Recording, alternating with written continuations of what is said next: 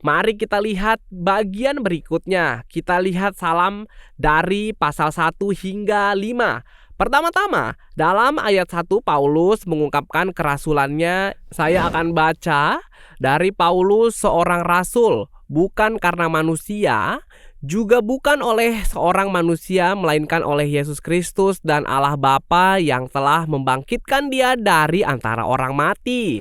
Jika dibandingkan dengan surat lain yang Paulus tulis pada pasal 1 ayat 1, ini sangat unik. Jika kita lihat Roma 1 ayat 1 dan Efesus 1 ayat 1 dari Paulus, hamba Kristus Yesus, dia menjelaskan sebagai rasul Kristus Yesus oleh kehendak Allah. Tetapi Galatia 1 ayat 1 dikatakan dari Paulus, seorang rasul bukan karena manusia, juga bukan oleh seorang manusia, melainkan oleh Yesus Kristus dan Allah Bapa yang telah membangkitkan Dia dari antara orang mati. Dia menjelaskan dengan panjang bahwa dia rasul dan 2 kali menekankan bahwa bukan karena manusia. Karena ada masalah mengenai kerasulan, Paulus tidak mengangkat dirinya sendiri, melainkan diangkat oleh Yesus. Ditekankan bahwa Allah Bapa telah memanggil dirinya sendiri secara langsung. Jadi pasal 1 ayat 1 bukan hanya sekedar dipilih, tetapi membuktikan dan berargumen bahwa dia adalah seorang rasul. Kita lanjut ayat kedua dan ketiga, ayat 2 dan 3. Dan dari semua saudara yang ada bersama-sama dengan aku kepada jemaat di Galatia, kasih karunia menyertai kamu dan damai sejahtera dari Allah Bapa kita dan dari Tuhan Yesus Kristus. Mari kita perhatikan bagian kasih karunia menyertai dan damai sejahtera. Tentu ini memiliki 2 arti. Salam dalam beberapa suratnya, Paulus mengatakan ia menginginkan kasih karunia dan damai sejahtera. Dia berkata seperti ini, karena ini kata kasih karunia menyertaimu adalah salam khas Yunani. Damai sejahtera bersamamu adalah salam Ibrani. Anda pernah mendengar shalom, bukan? Ini adalah salam Yunani dan Yahudi pada saat bersamaan. Dan orang Yunani dan Yahudi berkumpul bersama untuk menyambut seluruh orang yang membentuk gereja. Kasih karunia dan damai sejahtera memiliki arti lain. Jika kita mendefinisikan arti kata kasih karunia dari seluruh Alkitab, dari kitab Kejadian hingga kitab Wahyu, memiliki arti kasih yang Tuhan berikan secara cuma-cuma dan tanpa syarat kepada orang berdosa yang tidak layak. Lalu damai sejahtera adalah situasi di mana meluapnya cinta harmonisasi yang dinikmati antara Tuhan dan manusia. Komunitas gereja yang sama, satu dengan yang lain. Sebenarnya jika kita membaca Alkitab dengan mendefinisikan kasih karunia dan damai sejahtera ini, jika dapat melihat mengapa Paulus menekankan 2 hal ini pada beberapa tempat. Tetapi masalahnya jemaat Galatia mengikuti ajaran guru palsu, lalu bagaimana? Ini bukan hadiah gratis bagi orang berdosa. Ini yang terpenting. Tuhan memberikan dengan cuma-cuma. Tuhan tidak memberikan berdasarkan perbuatan kita, tetapi hanya melalui iman kita. Tetapi para guru palsu tidak mengajarkan itu. Karena itu, jika mengikuti ajaran guru palsu, tidak akan bisa menekankan kebaikan yang Tuhan tawarkan secara cuma-cuma. Dan dengan menambahkan tindakan iman, hubungan dengan Tuhan menjadi bermasalah. Saya akan sampaikan nanti mengapa hubungan kita dan Tuhan bermasalah. Masalah datang pada hubungan kita dengan Tuhan dan kita dengan sesama. Bahkan Paulus menyebutkan masalah hubungan antara sesama pada pasal 6. Baik, mari kita lihat ayat 4 dan 5, demikian bunyinya. Yang telah menyerahkan dirinya karena dosa-dosa kita, untuk melepaskan kita dari dunia jahat sekarang ini menurut kehendak Allah dan Bapa kita. Baginya lah kemuliaan selama-lamanya. Amin. Seperti yang saya sampaikan, kita berbicara mengenai kasih karunia dan damai sejahtera. Jika kita tidak percaya bahwa hanya dengan iman saja kita dapat dibenarkan oleh Allah, maka damai sejahtera atas hubungan kita dengan Tuhan akan bermasalah, bukan? Tetapi jika kita lihat di sini, Dikatakan demikian, kasih karunia dan damai sejahtera menyertai kamu, dan Tuhan berbicara mengenai yang Ia lakukan pada kita, yang telah menyerahkan dirinya karena dosa-dosa kita, untuk melepaskan kita dari dunia jahat yang sekarang ini, menurut kehendak Allah dan Bapa kita. Ini contohnya. Diselamatkan oleh iman saja berarti percaya dan menerima bahwa semua yang Yesus lakukan di kayu salib untuk melepaskan kita dari zaman yang jahat ini sudah lengkap dan cukup. Tetapi, seperti yang dikatakan guru palsu, selain iman, jika harus ada perubahan juga, maka tubuh yang Tuhan berikan di kayu salib menebus dosa-dosa kita dan menyelamatkan kita dari zaman yang jahat ini tidaklah cukup. Contohnya, saya sangat bekerja keras untuk membersihkan kamar saya. Saya sudah bekerja keras, tetapi semua datang untuk membersihkan kamar saya lagi. Apakah itu artinya usaha saya tidak cukup saat membersihkan kamar? Mungkin saya biasa melakukan itu, tetapi bukankah Yesus melakukan itu di kayu salib demi kita?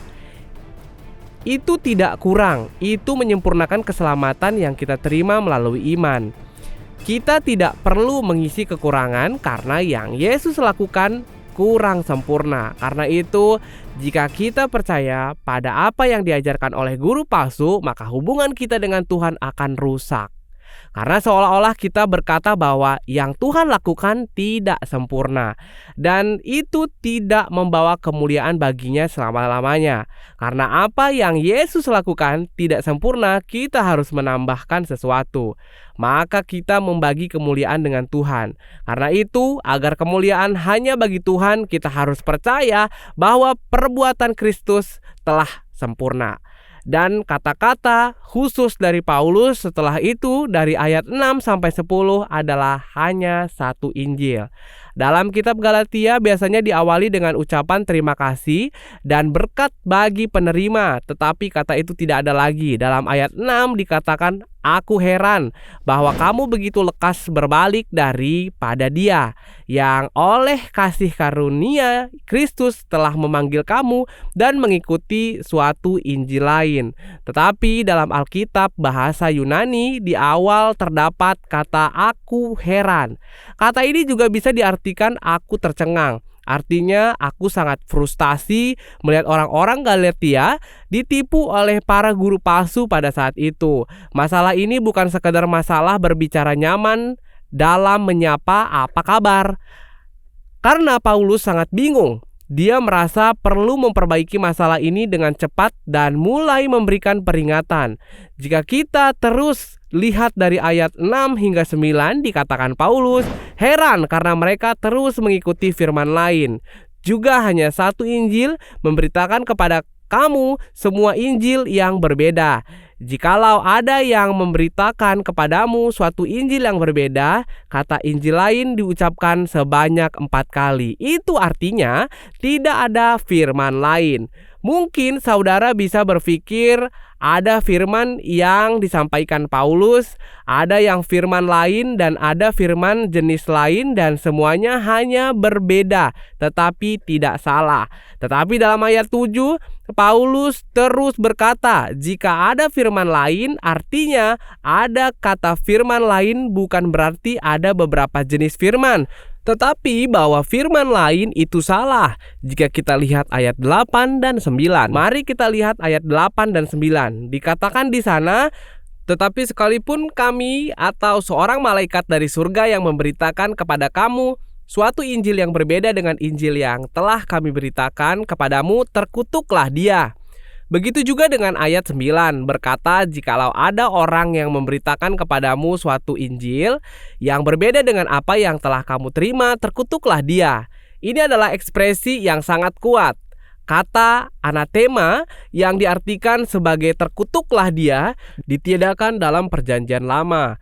Dalam perjanjian baru, khususnya dalam Roma, ini adalah kata yang digunakan untuk merujuk pada hubungan yang rusak antara Kristus dengan orang ini. Sederhananya, ini artinya neraka.